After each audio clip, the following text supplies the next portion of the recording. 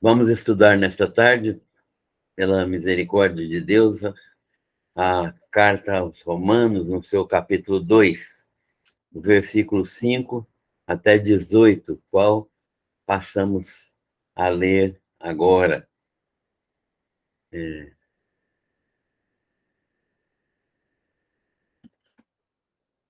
Pois não foi a anjos que sujeitou o mundo que há de vir, sobre o qual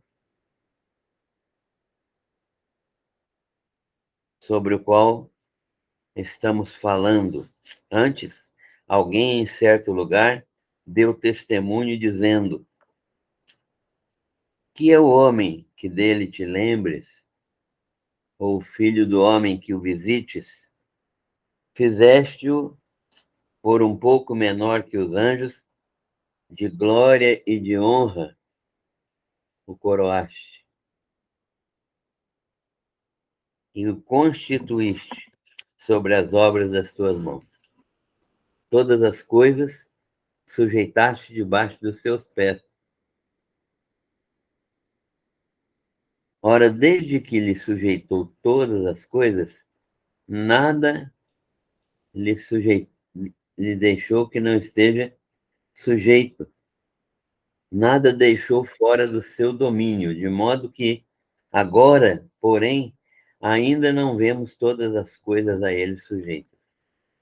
Vemos, todavia, aquele que por um pouco foi feito menor do que os anjos, Jesus, por causa do sofrimento da morte, e foi coroado de glória e de honra, para que, pela graça de Deus, provasse a morte por todo homem. Porque convinha que aquele, por cuja causa e por quem todas as coisas existem, conduzindo muitos filhos à glória, aperfeiçoasse por meio de sofrimentos o autor da salvação deles. Pois tanto o que santifica, como os que são santificados, todos vêm de um só. Por isso é que ele não se envergonha de lhes chamar irmãos, dizendo: a meus irmãos declararei o teu nome, cantar-te-ei louvores no meio da congregação. E outra vez, eu porei nele a minha confiança, e ainda, eis que estou aqui e os filhos que Deus me deu. Visto, pois, que os filhos têm participação comum de carne e sangue, destes também ele igualmente participou, para que por sua morte destruísse aquele que tem o poder da morte, a saber, o diabo, e livrasse todos que, pelo pavor da morte, estavam sujeitos à escravidão por toda a vida, pois ele, evidentemente, não socorre anjos, mas socorre a descendência de Abraão. Por isso mesmo, convinha que, em todas as coisas, se tornasse semelhante aos irmãos, para ser misericordioso e fiel sumo sacerdote nas coisas referentes a Deus, e para fazer propiciação pelos pecados do povo. Pois naquilo que ele mesmo sofreu, tendo sido tentado, é poderoso para socorrer os que são tentados. Amém.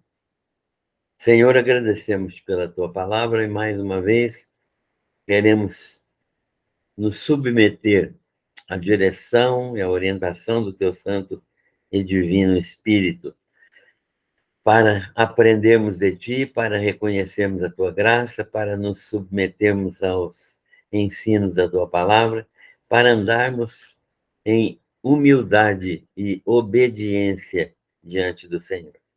Nós oramos pedindo pelas pessoas que participam, pedindo que a graça do Senhor esteja visitando cada família que se faz representar neste momento.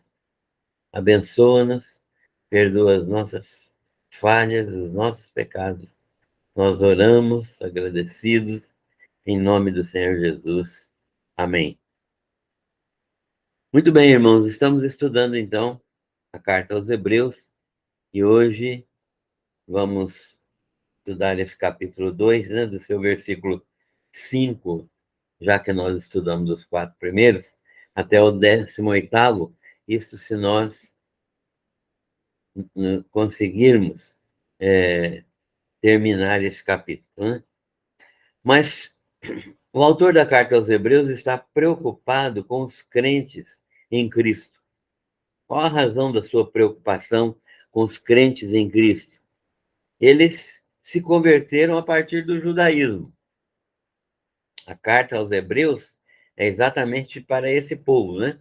Crentes, judeus, que se converteram ao cristianismo, e que estão em dúvidas, que estão aprendendo agora que judaísmo e cristianismo são distintos e que eles precisam de compreender melhor o que é o cristianismo. Muitos deles já cumpriam fielmente as exigências morais do cristianismo. Claro, né? O judaísmo tem as exigências morais do judaísmo, são extremamente semelhantes, são iguais em tudo às exigências morais do cristianismo. Então, nós estamos vendo aqui que os judeus que se converteram estão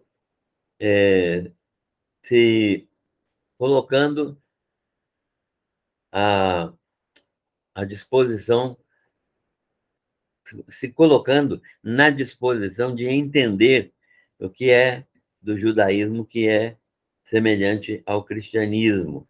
E as exigências morais, é claro, são extremamente semelhantes, não é? Porque a lei continua sendo a mesma, os mandamentos de Deus continuam sendo os mesmos, os princípios eternos de Deus continuam sendo os mesmos, tanto os princípios de Deus para o judaísmo, né? Para o judaísmo de Moisés, o judaísmo que Moisés codificou, que foi o judaísmo no qual Jesus viveu e os apóstolos viveram na prática desse judaísmo, e também que está presente agora no início do cristianismo. E eles não viam muita diferença para com o cristianismo, por causa disso. As exigências morais eram praticamente as mesmas. Por isso, mediante uma dupla frente de perseguição, eles estavam tentados a voltar ao judaísmo. O que é essa dupla frente de perseguição? No judaísmo, eles estavam sendo expulsos, mandados embora, sendo verdadeiramente eliminados do judaísmo por causa de professarem Jesus como Messias, né? Para o judaísmo, Jesus não é o Messias. Para os judeus, aliás, Jesus foi morto porque disse ser o Messias e que era o Filho de Deus. Foi por isso que ele foi morto. Então, o judaísmo não recebia Jesus. E todos aqueles que professavam, todos aqueles do judaísmo, que professavam que Jesus Cristo era verdadeiramente o Filho de Deus, o Messias prometido no Velho Testamento, eles eram expulsos do judaísmo e perdiam todos os seus bens e eram mandados, eram às vezes expulsos da própria comunidade, mandados embora da comunidade. Então, estava acontecendo isso, e a segunda frente de perseguidora eram os romanos. Por quê? Porque quando alguém professava Jesus Cristo, professava que Jesus Cristo era o Senhor, ou, né, como continua sendo, o Senhor. E os romanos decretaram que o César era senhor. César é senhor, né? César era o imperador. E havia uma lei do Senado romano que determinava que o César era divino. E todo imperador romano era divino na sua origem. Portanto, ele era o senhor. Então, esta dupla frente de perseguição é que estava acometendo os hebreus cristãos. Então, diante disso, eles estavam tentados a voltar ao judaísmo, renunciar a tudo e pedir reconsideração, reconciliação no judaísmo. O argumento do escritor, portanto, é que ele deseja alertar para a superioridade da revelação cristã. Em suma, o que ele está dizendo é o seguinte: olha, vocês estão querendo voltar ao judaísmo, né? Por quê? Porque estão sendo perseguidos. Então, deixa eu explicar para vocês. A revelação cristã que vocês têm hoje é uma revelação superior à revelação de Moisés, a revelação mosaica, a revelação judaica do Velho Testamento. A revelação que vocês têm hoje é que Cristo é superior a tudo no Velho Testamento. O Velho Testamento se cumpre em Cristo. Cristo é o cumprimento completo do Velho Testamento. Todas as coisas do Velho Testamento eram figuras daquilo que Cristo representava. Então, Cristo é o Cordeiro, Cristo é o sacerdote, Cristo é o altar, Cristo é o pão da proposição, Cristo é o sangue remidor, Cristo é o candelabro, Cristo é, finalmente, todas as coisas, o pão da proposição. Então, Cristo é tudo, tudo aquilo que estava representado no tabernáculo, lá na velha dispensação, se cumpriu em Cristo. Vocês não precisam de mais nada a não ser de Cristo. Ele é superior aos anjos que entregaram a lei, ele é superior a Melquisedeque, que é o sacerdote que recebeu dízimos de Abraão, ele é superior a Abraão, ele é superior a Moisés. Não insistam nisso, porque a revelação máxima de Deus é Jesus. Jesus é o Messias que nós, judeus, aguardávamos, e nós cremos que verdadeiramente o autor da carta aos Hebreus é um judeu, né?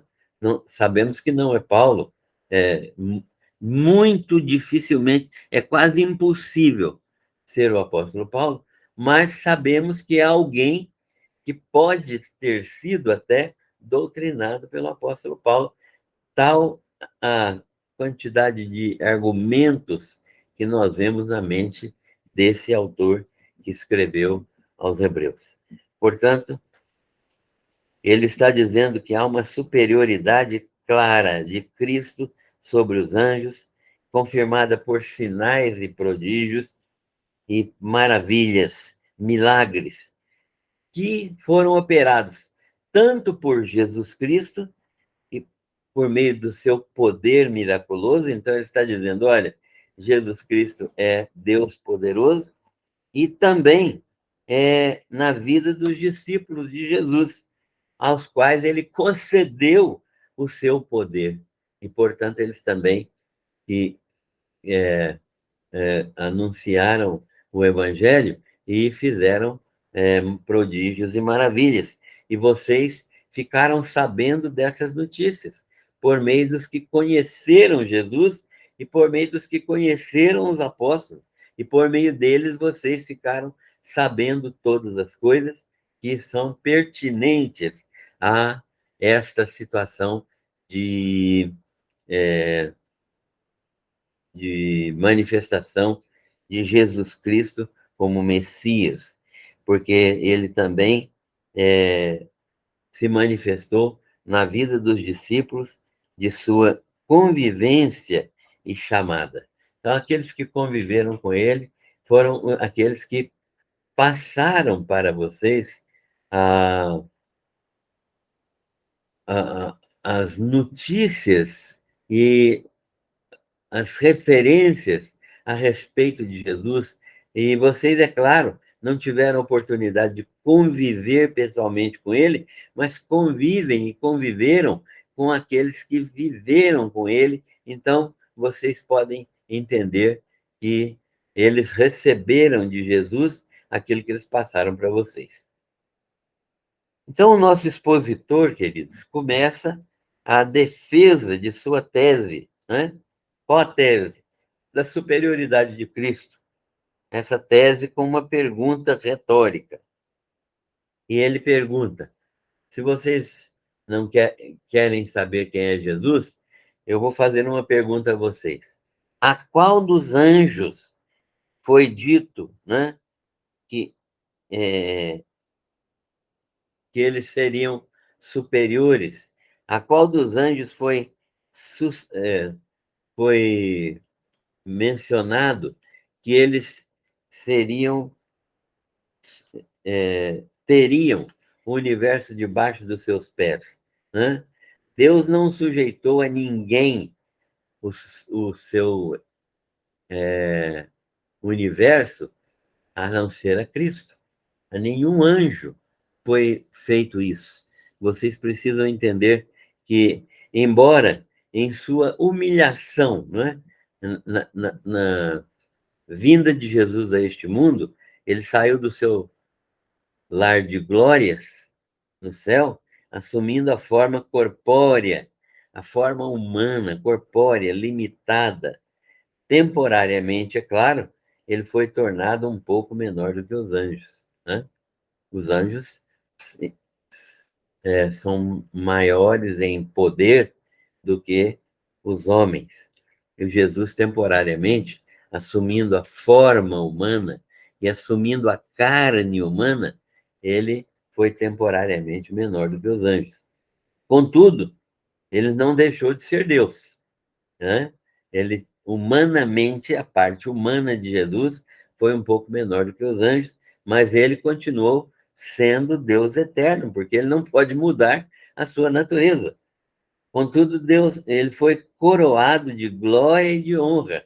Para demonstrar que ele não perdeu a sua natureza divina, ele foi coroado de glória e de honra, constituindo desta maneira o, o, Jesus foi constituído desta maneira, a autoridade suprema sobre as obras das mãos de Deus. Então, Jesus é verdadeiramente Deus e homem.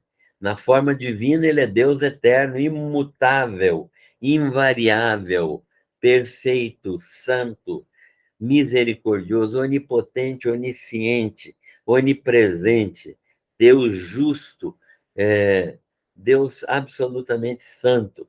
Esse Deus eterno continuou vivendo na pessoa humana de Jesus. Na pessoa humana de Jesus, nós vimos a humilhação do próprio Deus. Deus se sujeitou e se humilhou em Cristo para a forma humana, para limitadamente viver neste mundo e temporariamente viver de maneira inferior aos anjos. Mas Deus o glorificou acima de todas as coisas e humanamente ele foi elevado honradamente acima de todas as coisas. E ao nome de Jesus vai se dobrar, né, todos os joelhos daqueles que estão no céu, na terra e debaixo da terra. O texto bíblico lá do Velho Testamento, né, o salmista que usou esse texto diz: tudo sujeitaste debaixo dos seus pés. Ou seja, o salmista está dizendo no Salmo 8 que é o homem para que te lembres dele, né? É uma referência a Jesus. E isto seria plenamente consumado na sua segunda vinda, né?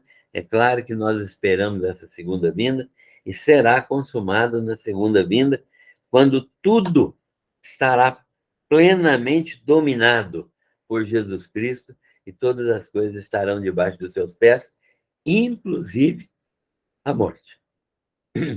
Então, agora, o autor de Hebreus diz algumas coisas interessantes que nós precisamos de aprender. A primeira delas, nós vamos ver é o seguinte. Primeiro, por um pouco de tempo, Jesus foi feito menor do que os anjos, porque humanamente experimentou a morte. Né? Então, anjo não morre, né? Nós sabemos disso. Anjo não morre. Anjos são seres criados para serem permanentes, para serem não eternos, porque têm início, né? Mas para serem, para existirem perpetuamente, para existirem para sempre. E tanto condenados como os anjos maus, que estarão por toda a eternidade condenados, quanto para serem instrumentos de glorificação de Deus na eternidade também, né? Os anjos que obedeceram e que obedecem a Deus ainda, eles são anjos que fizeram essa escolha de serem eternamente, perpetuamente, permanentemente, para sempre, serem instrumentos de glorificação de Deus. Então, nós estamos vendo isso, né? Por um pouco de tempo, Jesus foi feito menor do que os anjos, porque experimentou a morte. Mas Jesus também, em segundo lugar, ressuscitou. Ressuscitou. Após provar a morte por todo homem, Jesus ressuscitou. O texto de Hebreus nos diz isso claramente, né? Ele ressuscitou e essa ressurreição demonstra que, pela infinita graça de Deus, ele foi coberto de glória por causa da sua ressurreição. Então, ele ressuscitando se encheu de glória, foi manifestado em glória, porque ninguém ressuscitou até agora, né? Não há ninguém ressurreto até agora. Todos os que estão nos céus até agora não estão ressurretos como Jesus ressuscitou. Jesus ressuscitou como primícia. Ele é o primeiro fruto da ressurreição. De modo que no céu, agora, ele está ressurreto. Os outros que estão nos céus estão aguardando ressurreição. Então, ele está, pela infinita graça de Deus, coroado de glória e honra. E, em terceiro lugar, estamos vendo que Jesus, o Deus cumpriu em Cristo o propósito eterno dele, que criou e sustenta todas as coisas e que conduz muitos filhos à glória. Ou seja, o eterno propósito de Deus era que Cristo, depois de criar todas as coisas e sustentar todas as coisas pelo seu poder, conforme Gênesis e João nos ensinam, que ele, sustentando todas as coisas e conduzindo muitos filhos à glória, levasse e esses filhos a conhecer o Pai, ele usasse as circunstâncias do sofrimento para que ele experimentasse, provasse e aperfeiçoasse o autor da salvação deles. Ou seja, o próprio Deus fez com que Jesus viesse a este mundo e usou as circunstâncias do sofrimento. Deus permitiu e planejou que Jesus enfrentasse o sofrimento, porque foi por meio do sofrimento que Jesus foi aperfeiçoado, foi provado e aprovado como autor da nossa salvação.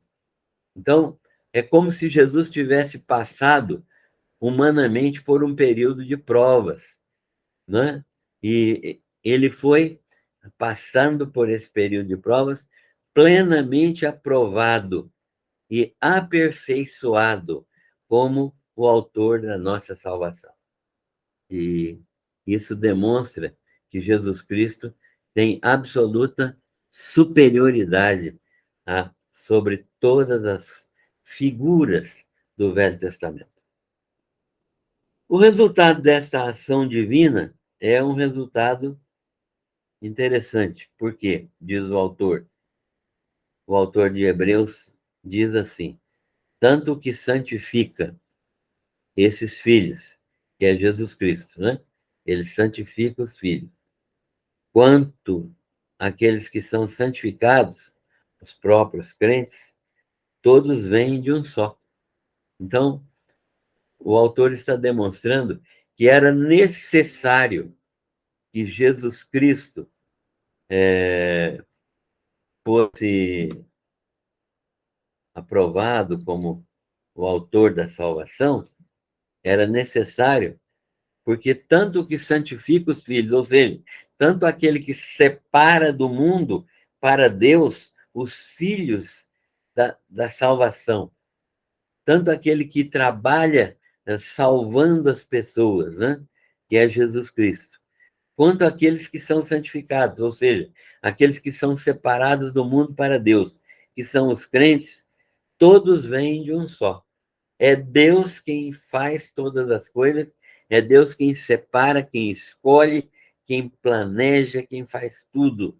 É Deus que se torna o Pai de todos os crentes. Que coisa maravilhosa! Deus se torna o Pai de todos os crentes nesta ação esplendorosa de Cristo Jesus. De modo que o autor de Hebreus está dizendo aos crentes judeus: vocês não receberam nada menos do que se tornarem filhos de Deus. Vocês são considerados filhos de Abraão, mas nós estamos apresentando aqui o que vocês de fato são. Vocês são filhos de Deus, porque em Cristo vocês se tornaram filhos de Deus e Deus se tornou o Pai de todos os crentes. Vocês vão abandonar isso? Vocês vão esquecer desse resultado? Vocês vão voltar ao judaísmo e ser filho de Abraão? Isso é uma troca, mas uma troca prejudicial a vocês. Vocês não devem fazer isso, deixar de ser filho de Deus para ser filho de Abraão.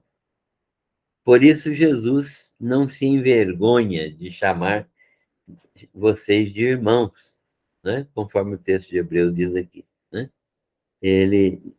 Por que Jesus não se envergonha de chamá-los de irmãos e de nos chamar também de irmãos? Você sabia disso? Que Jesus te chama diante de Deus de irmão? Por que ele não faz isso? Porque foi ele mesmo que recebeu de Deus esta filiação. E foi ele mesmo que aplicou aos crentes esta filiação. Você que é crente em Jesus Cristo é filho de Deus. Não tem nada que tire você dessa posição. Nem sua própria vontade, porque Deus não se submete à sua vontade. Ele te escolheu e nem você mesmo consegue fazer isso. É claro que ninguém que é filho verdadeiro, que tem natureza de filho e que foi gerado de novo pelo Espírito Santo, deseja isso. Pelo contrário, o crente deseja cada dia mais confirmar sua filiação. Mas o autor está dizendo aqui que se houvesse possibilidade, nem você mesmo pode mudar essa posição. É muito maravilhoso. Terceiro, o resumo dessa ação divina é muito importante para nós, porque, primeiro, o que santifica é Deus. Segundo, Jesus é nosso irmão, não se envergonha disso. E terceiro, porque Jesus assumiu natureza humana. E por que Jesus assumiu natureza humana? Essa é uma pergunta retórica, uma pergunta que o autor faz, uma pergunta para a resposta dos judeus, né? Claro que é uma pergunta que é utilizada para explicar um texto, né?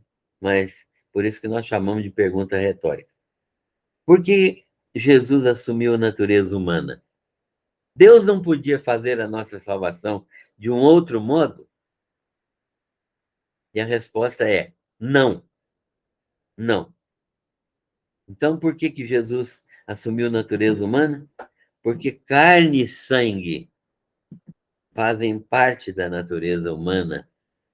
E só quem tivesse natureza humana poderia entender o sofrimento humano, poderia entender a natureza do pecado, poderia, mesmo sem pecar, poderia conhecer a miséria da nossa natureza.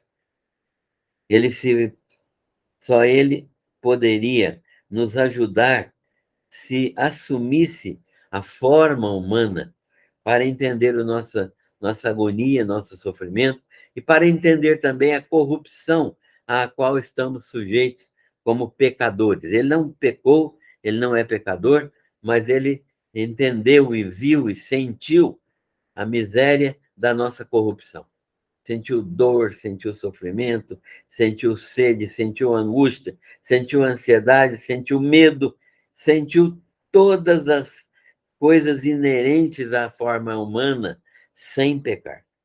Então, para experimentar nossas fraquezas e nossa morte, e para entender as nossas necessidades quando nós orássemos pedindo ajuda, né? O autor de Hebreus está falando isso para os hebreus. Vocês são plenamente compreendidos por Cristo, exatamente porque ele assumiu a natureza humana. Sua morte foi fundamental para que ele pudesse, ao vencer essa morte, desfrutar da misericórdia de Deus e destruir aquele que detinha o poder da morte, o diabo.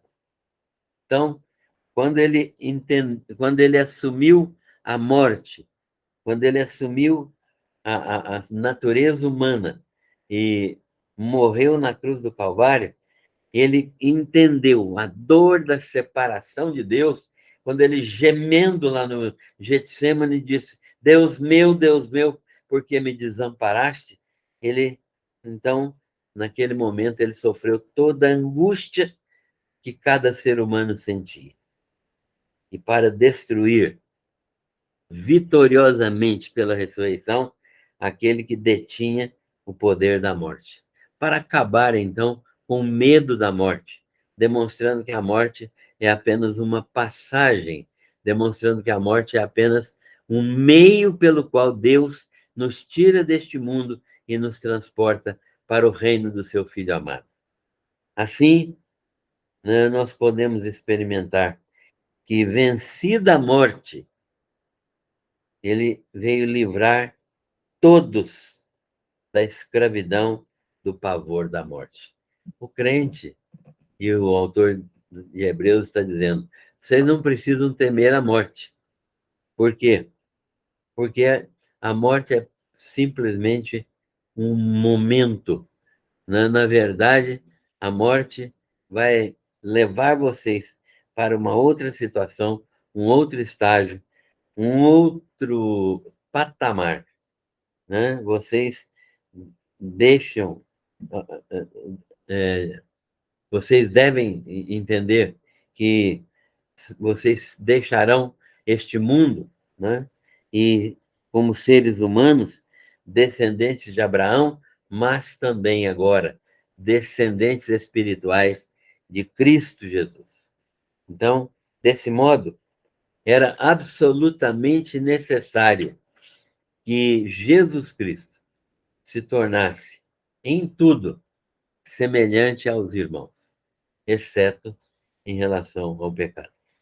Então Jesus se tornou absolutamente igual a nós em natureza humana, para vencer a morte, para vencer o pecado, para vencer o pavor da morte, para nos abrir o caminho por meio da morte, garantindo vida eterna.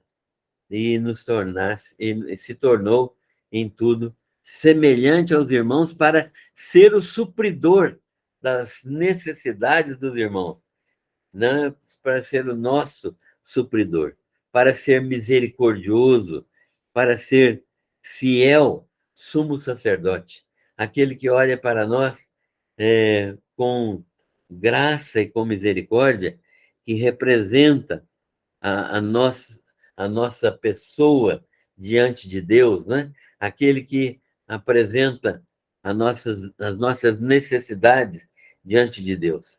E que faz propiciação pelos nossos pecados. E não só nos apresenta diante de Deus como filhos amados, como faz propiciação pelos nossos pecados. Diz: olha, os pecados deles já foram pagos pelo meu sangue na cruz do Calvário. Então, ele ele apresenta como sacrifício perfeito a sua própria vida e morte, né? Sacrifício perfeito de justificação. Ele pode socorrer a todos os que são tentados. O autor de Hebreus está dizendo: irmãos, vocês estão sendo tentados. Nós todos estamos sendo tentados. Mas eu quero dizer para os irmãos, ele pode nos socorrer. A todos. Por quê? Porque ele mesmo sofreu as mesmas tentações. Ele também foi rejeitado. Ele também foi perseguido. Ele também foi vilipendiado, humilhado, né? Ele sofreu vitupério, que é uma humilhação muito severa. E nesta vergonha que ele passou na cruz do Calvário, quando foi humilhado por palavras e por ações, ele, sofrendo as mesmas tentações, foi vencedor, porque sofreu estas coisas sem voltar atrás, manifestando plena confiança em Deus, plena sujeição a Deus, plena obediência a Deus. Então, o autor da carta aos Hebreus está demonstrando claramente que naquilo que Jesus mesmo sofreu, tendo sido tentado, ele é poderoso para socorrer aqueles que são tentados. Concluindo este estudo de hoje, nós vamos aplicar algumas verdades, né? Primeiro de tudo, vamos ver que Jesus foi aperfeiçoado como supremo sumo sacerdote. Não há nenhum outro sumo sacerdote como Jesus. Ele foi aperfeiçoado. Por quê? Porque ele se tornou um igual a nós. Se ele não fosse humano na sua natureza, se ele não tivesse assumido a natureza humana, ele não poderia compreender, nem poderia entender a substituição. Como que ele ia entender sofrimento, angústia, medo, se ele não tivesse assumido a natureza humana? E como é que ele ia nos socorrer nestas circunstâncias, se ele não tivesse o mesmo padecimento que nós também temos? Então, pelo sofrimento que ele passou, tornando-se fiel sumo sacerdote para com os filhos de Abraão e para com todos os que creem nele, ele foi aperfeiçoado como sumo sacerdote. Você crê em Jesus Cristo como seu sumo sacerdote? A quem você recorre? A quem você procura? Como é que você reage quando está passando por provações, por tentações? Você crê que Jesus também passou por essas mesmas situações e que ele pode socorrer você com o seu entendimento, com o seu afeto, com o seu carinho, com as manifestações do seu amor, com o socorro divino que vem do Espírito Santo? Se isso pode acontecer na sua vida, então você é bem-aventurado, porque pode receber graça de Deus, né? O texto diz assim: naquilo que ele mesmo sofreu, tendo sido tentado, olha só, ele é poderoso para socorrer os que são tentados ou provados. Essa palavra tentados aí é uma palavra grega única. Ela significa ou tentados ou provados. Na verdade, o que determina o sentido para nós é o contexto. Aqui, o contexto é de provados. Muito bem. Segunda a conclusão ou aplicação. Quais os benefícios da natureza humana de Cristo? O que adiantou Cristo ser feito homem? Muita coisa. A primeira delas, destruição do diabo. É mediante a obra consumada de Cristo que o diabo é destruído. As suas obras são destruídas, né? O Filho do Homem veio para destruir as obras do diabo.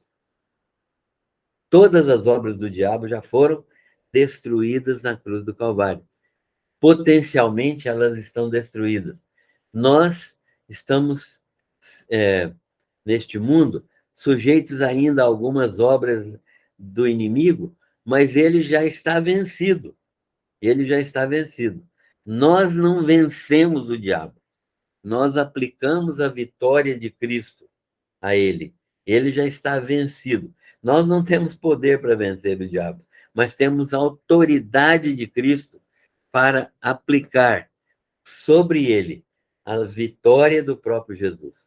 Então, nós temos vitória em Cristo sobre Satanás. Segundo benefício da natureza humana de Cristo é a destruição da morte. A morte vai ser destruída. Aliás, Paulo diz que o último inimigo a ser vencido é a morte, né? E ele diz então: onde está a morte, a tua vitória? Onde está o inferno, o teu aguilhão? Porque então ele fala que o aguilhão do pecado é a morte, né? O aguilhão da morte, ele diz que está destruído pela ação de Cristo. Então, o crente não precisa temer a morte, porque ela também é uma morte destruída por Jesus. Ele venceu a morte na cruz do Calvário pela sua ressurreição. E ele é a propiciação pelos nossos pecados. Como isso? O que significa isso?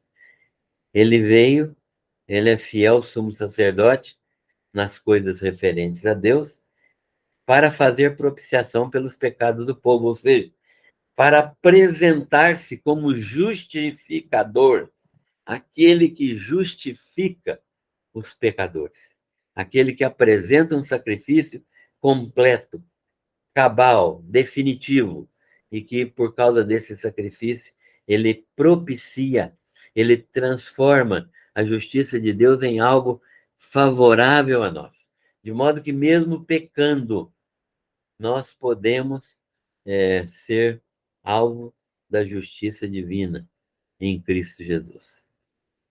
Jesus, então, nós vemos então os benefícios da natureza humana de Cristo. Você já foi beneficiado pela natureza humana de Jesus? Ele destruiu as obras do diabo destruiu a morte e ele é a propiciação pelos nossos pecados. A nossa comunhão com ele é que permite que nós recebamos esses benefícios da sua natureza.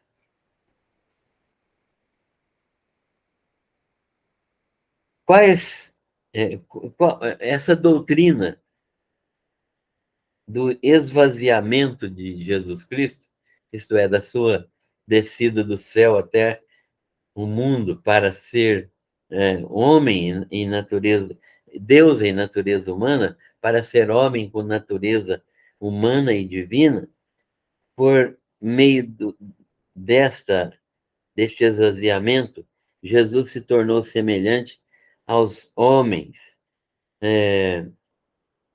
Como que nós vemos isso? Como que Jesus se tornou semelhante aos homens?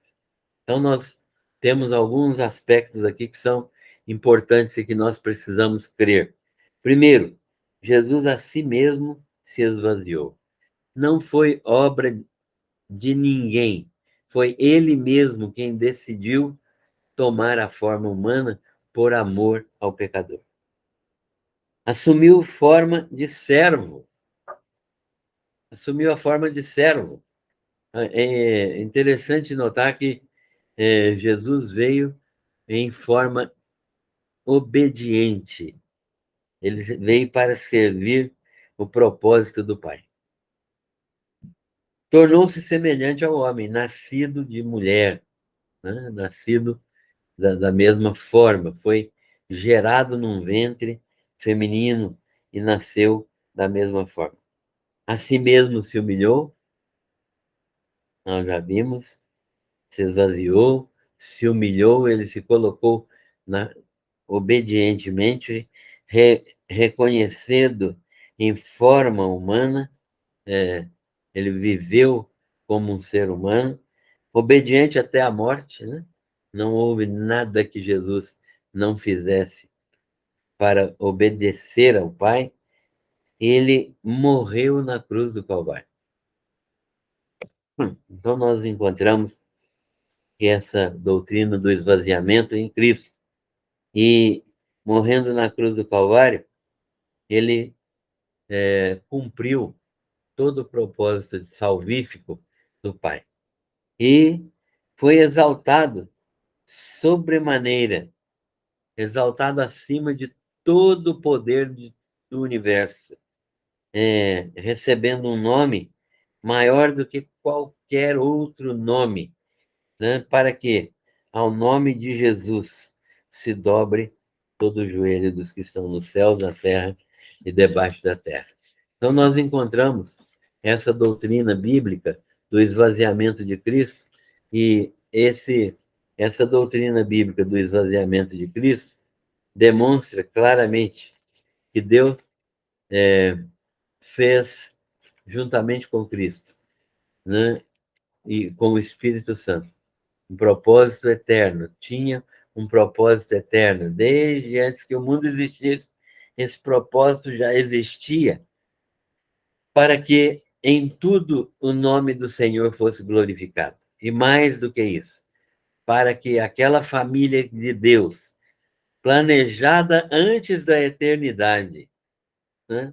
Planejada eternamente, antes da criação do mundo, planejada eternamente, se tornasse realidade.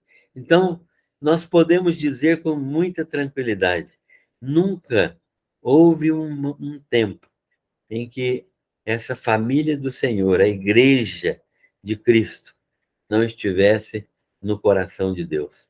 E para que tudo que Deus planejou para a sua família, que nos inclui, que inclui a mim e a você, tudo que Deus planejou para essa família se cumprisse, foi preciso estabelecer o plano da morte de Cristo eternamente. O autor de Hebreus está mostrando aos crentes hebreus: vocês têm algo que é infinitamente superior àquilo que vocês criam. Vocês passaram a crer em Cristo. Não, não corram o risco, nem sejam sensíveis à tentação de voltar atrás. Não deixem o certo pelo duvidoso, não deixem o melhor pelo mais ou menos. Entreguem-se completamente ao Senhor Jesus, né? Muitos deles estavam tentados. Não tinham voltado ainda, mas estavam certamente tentados a voltar atrás. O autor, então, está estimulando esses crentes a entenderem tudo que foi feito por Deus eternamente para que o plano de Deus, a proposição eterna de Deus fosse cumprida e ele tivesse um filho maravilhoso, Deus e homem, e uma família constituída de filhos comprados com o sangue desse Deus homem que é o Senhor Jesus. Que Deus nos abençoe para a glória dele.